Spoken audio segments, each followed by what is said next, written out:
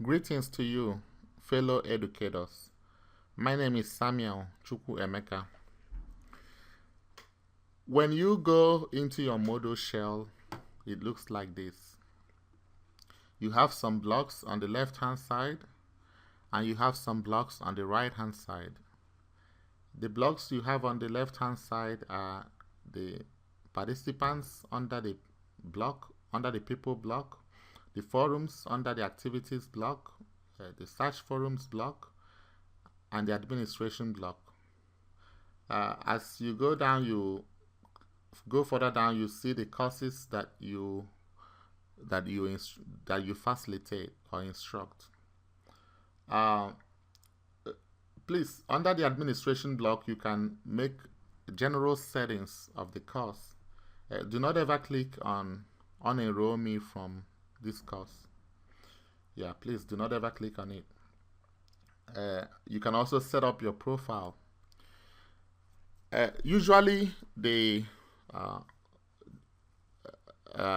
web manager or the website manager of your district sets up, installs the Moodle on their server. Moodle is an application software, course management system software that is installed on a server, on a web server, and the guy, the IT guy or the technology person or the webmaster sets up your course for you and gives you access to your course as an administrator. So when you get that access as an administrator, you can now set up your classroom. Okay, these blocks usually don't come. I mean, you have to now, there are some pre-installed blocks, and then you are the one to now set up these blocks just by clicking. You know, all you need to do is you click, and in some cases, I mean, you might have to fill some fields, and that is it. So when you enter your course, you if you look here at the right hand side, you can always switch role to a non-editing teacher, which means this is also a teacher but does not have the ability to edit your course, to add what you have already, to make changes to what you have already done in your course. Or you can also see the role as a student. It is always good whenever you finish, when you make changes to your course, it is always good to see how it looks like on the student part, you know, what your students are able to see and what they are not able to see. Usually you're the facilitator, or you're the teacher, or you're the instructor. So you have basically a lot of rights to do whatever you want with your course, to make the changes you want to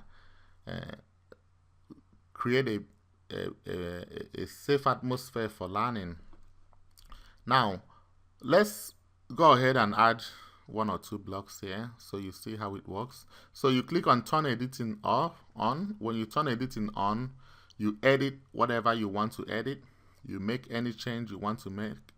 And when you turn editing off, you can always see how it looks like from a student point of view. So we click on turn editing on, and if we want to delete these blocks, we can delete them. Okay, we can always delete any of these blocks. So, but let's just add blocks rather than to delete it. Yeah, and we can always assign roles. We can, if you point your mouse, you will see some pop-up text that comes up, a pop-up title. Assign roles. You can hide the section. You can delete this block. You can hide this block. You can delete this block.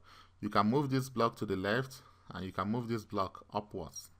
Okay, the same thing goes here. You can also move this block to the right. So just arrange it whatever you want to arrange it, but I would not want you to delete any of these blocks already here. Rather, I would want you to add a block.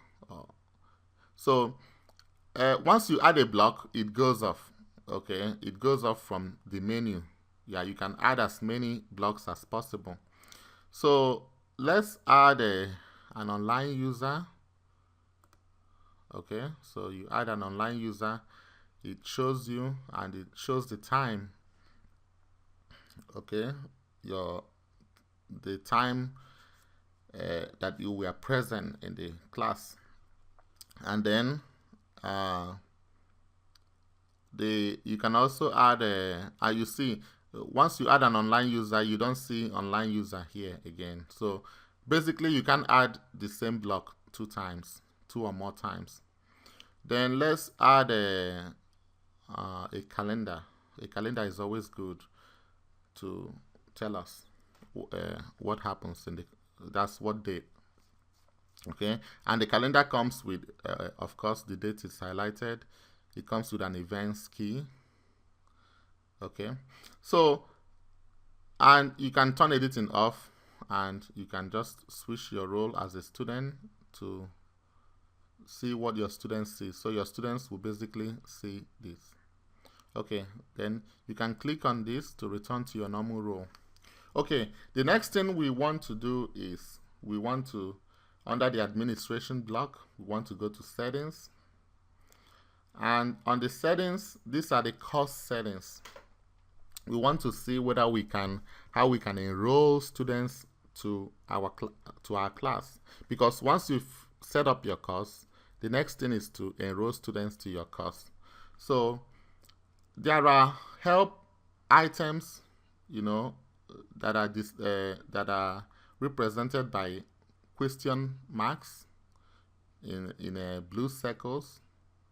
Okay, which you can always click. Help with full name. It tells you, if you click any of the help items, it tells you what it does. That's one good thing about Moodle. So if you are kind of confused on what any of these mean, you can always click on the help item here. Okay, now I wouldn't want you to change any of this, although you have the ability to do that, but just leave it as it is. Mine is Moodle shell 110.110, so I will just keep it. The format, we want it in a weekly format. Okay, so you leave it as it is. If you click on the help item with format, it tells you what formats you have it in. Then number of weeks, usually you have 9 weeks. You can change this to 9. And the course start date, okay, you can put any date you want here. It doesn't matter. Or you can put the date for your course. I actually want you to one of the courses you're going to teach this fall, I actually from this e-learning class, I would like you to develop a full course. Okay, I would like you to develop one of the classes you teach, one of the courses you teach. I would like you to just use Moodle and develop your full class. Okay. And you can kind of look at all these. You can edit any of these, change any of these settings here. And these are the enrollments. Tells you the start date, end date. If you want to disable it, that's fine. And enrollment duration implies that anybody can enroll in your course anytime. If you don't check enrollment duration, then there's no need checking the enrollment expiration, okay? Because there's no the duration is unlimited. Okay, now the next thing I want us to look at is the availability, enrollment key, and the guest access. Now this is very important. With your course, you can, put enrollment key. If you click on this to unmask it, my enrollment key is Samuel, okay, which I'm going to remove now because I just put it in to demonstrate. Yeah, I will remove it once I finish with this particular video.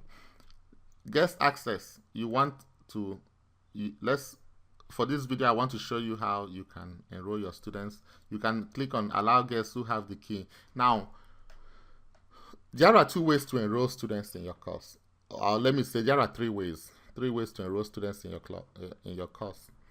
First, you can create a Moodle username and password for them already.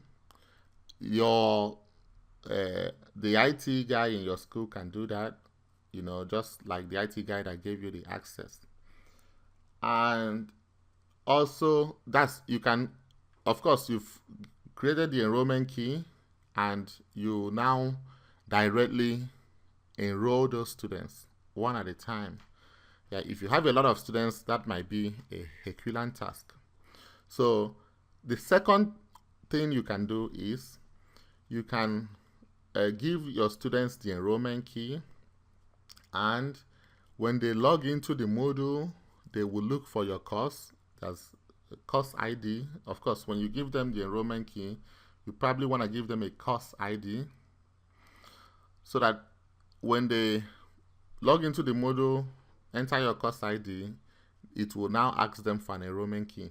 Or even if you don't use the course ID number, when they log into the Moodle, they can see your course.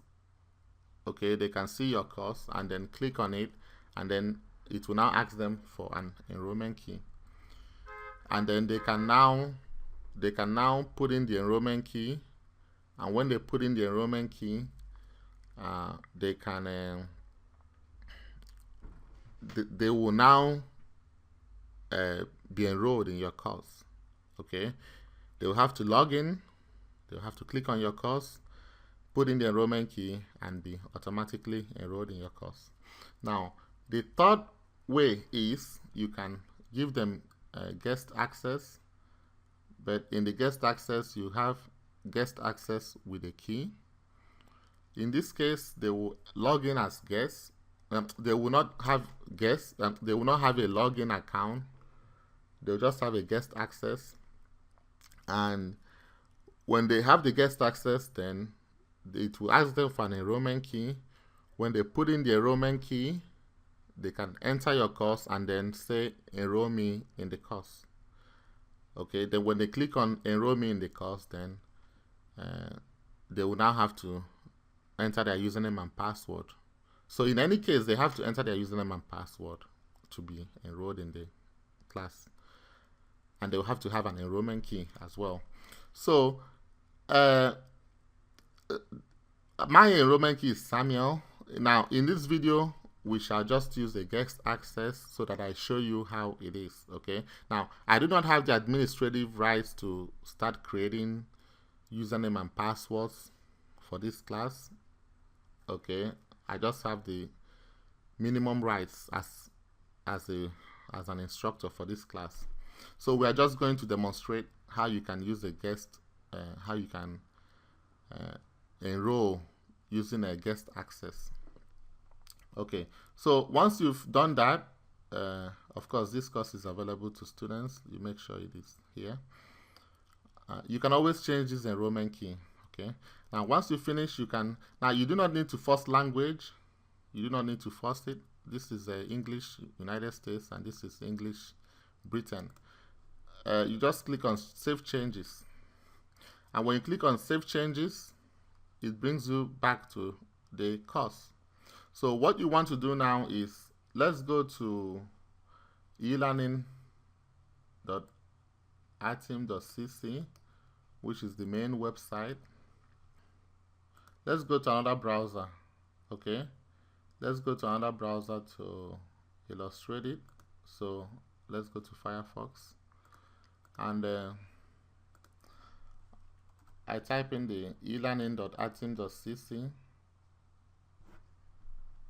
So it brings you straight here, and once it is there, they can look at the courses on the right hand side, and they find the Moodle shell, as is the Moodle shell.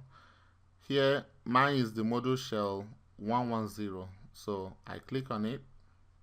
Now if you look at it, if you there's a pop-up when you point your mouse on this. that this course allows guest users to enter. Okay, and this course requires an enrollment key. So if I click on it here, if I'm a guest, then I can click on login as a guest, and then it says the course requires an enrollment key, which you received from me. So I'll just type in the enrollment key, Samuel, and then I click enroll me into this course. But this person is a guest. Okay, you are currently using guest access. So once he comes here, he can click on enroll me in this course, and then he will have to log in with his credentials here. Okay, and be enrolled. That is the third way you can do that. But I usually recommend the second way I mentioned. You know, it is kind of easier. So, all right, we shall do more. This video is just on how to add blocks or delete blocks, and also how to enroll students in the course. Thank you for listening, and please watch out for other videos. Thank you.